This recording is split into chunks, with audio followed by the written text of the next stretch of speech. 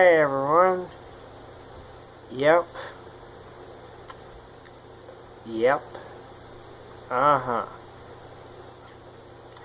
Fantastic Beasts and Where to Find Them is the newest installment in the Harry Potter franchise spin-off, and it takes place 70 years before the Adventures of Harry Potter, and it is the ninth installment. It's a prequel of the Harry Potter franchise, and it's the ninth installment in JK Rowling's Wizarding World.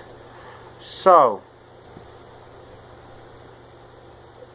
let's talk about the Wizarding World. Now, before I get into the plot or anything like that, I have to say that I was very anticipated for this movie because I am such a big Harry Potter fan. I've read all the books, I've seen all the movies, haven't played any of the games, but I've seen the movies and read the books. And so this movie I was very excited to see because it's a new film, but I was also a little curious because there's no Daniel Radcliffe this time. So when I found out it was a prequel, I was amazed. So, but did this movie live up to my hype? Did it give me what I wanted to see?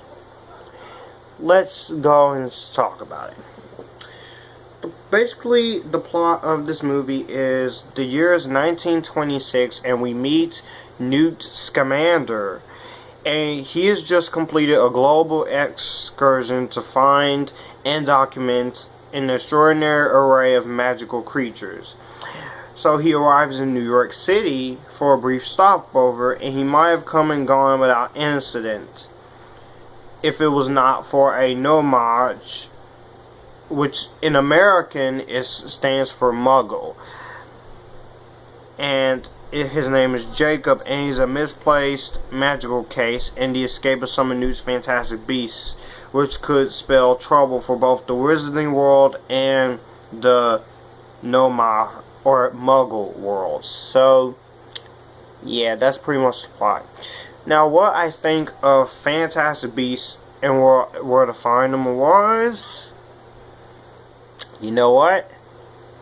This movie lived up to my hype.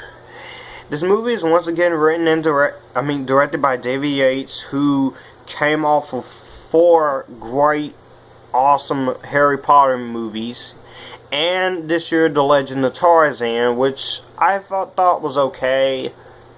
I do plan on re-reviewing that. But this is the 5th Harry Potter movie he's directed, and I enjoyed Fantastic Beasts, Where to Find Them. This was a great start to the new Fantastic Beasts series, and another great movie in the JK Rowling franchise. Okay, let me talk about the characters in here. Start with the characters.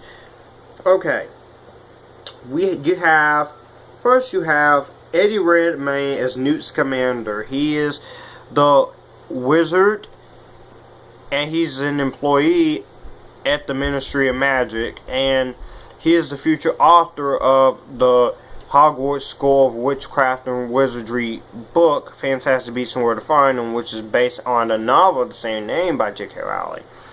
And his performance as Newt, I thought he was very great. He was amazing in the role, so I give him credit. Catherine Watterson as Palpatina Tina Goldstein. She wants to fight for what is right, but she is demoted to a position that is well below her skill. And I thought this character was interesting. She's a former R employed by the Magical Congress of the USA, or the MAC USA. And I thought she was great in the role. You also got Dan Fogler as Jacob. He's a nomage who saves Newt, and he's also a baker, and he's supposed to New York City magical community. And he was cool. He's great. You also got Colin Farrell as Percival Graves, who is a high-ranking aura of the director of Magic Force Security for Mac USA. He's the one in charge protecting Shinobi Wizards, and he's the one who wants Newt. And I love this character. I like this character, and so I'm not gonna give a whole lot away about his character because I will probably do a spoiler-filled talk on this movie, and I will also be part of a podcast for this movie. So yeah, you also got Ron Perlman. Yes, Hellboy himself is in this movie, and Ron Perlman is the freaking man as always as Norlac. He's a goblin gangster, and he owns a nightclub, so he was funny, he was interesting. You also got John Voight as Henry Shaw, Sr., the father of U.S. Senator Henry Shaw Jr. and Langdon Shaw. So yeah, I liked him. He was there. Samantha Morton. Yes, Colin Farrell and Samantha Morton, two actors who was in the movie from 2002 with Tom Cruise, directed by Steven Spielberg, is also reunited for this movie again, and that's great. She plays Mary Lou Barbell. She's a narrow-minded nomad and the sinister leader of the New Salem Philanthropic Society, or the Second Salemers, or the NSPS. And her goals of that group is exposing and killing wizards and witches. And she was good. I liked her.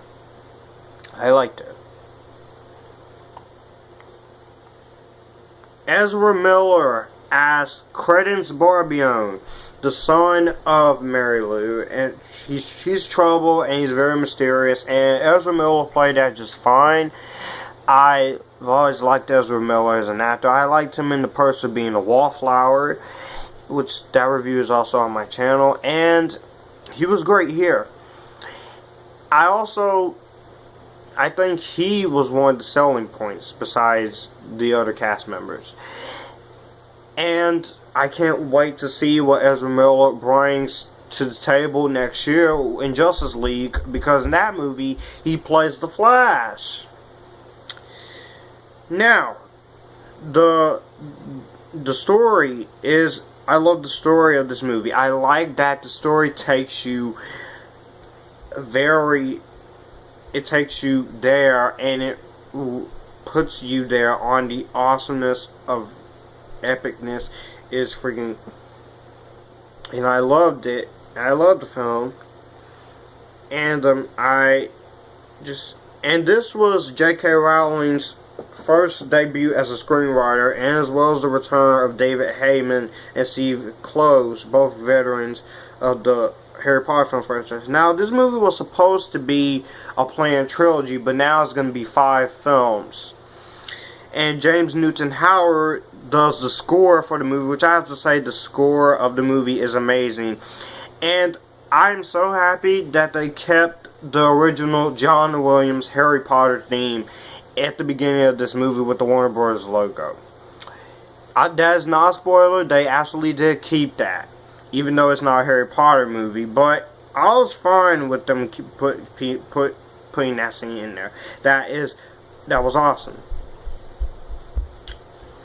And the movie 3D, the action was there. It's not a whole lot of action. The first half of the movie is very kid friendly, but as the movie goes on, this movie starts to get darker, and it is expected because the movie is rated PG-13.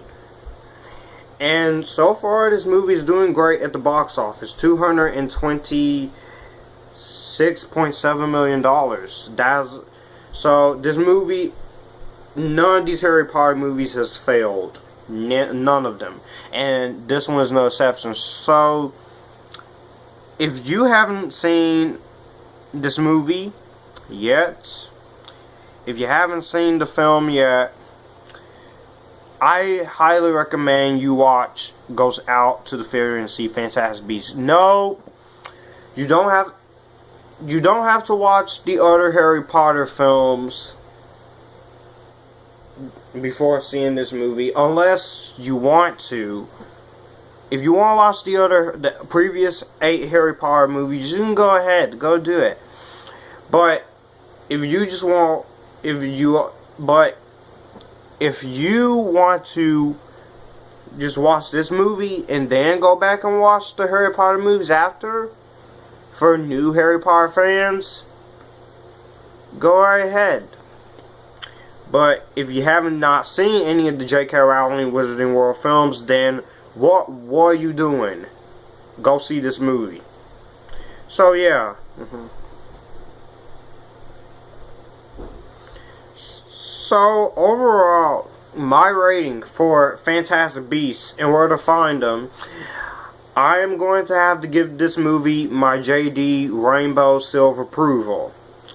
Now, it does have an editing issue in one part, but it doesn't take away how much I enjoy the movie.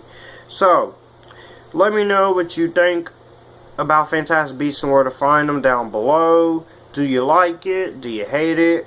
Have you seen it yet? Are you going to see it? Thanks for watching, and stay tuned for more content. This is Future Filmmaker 3940 signing out.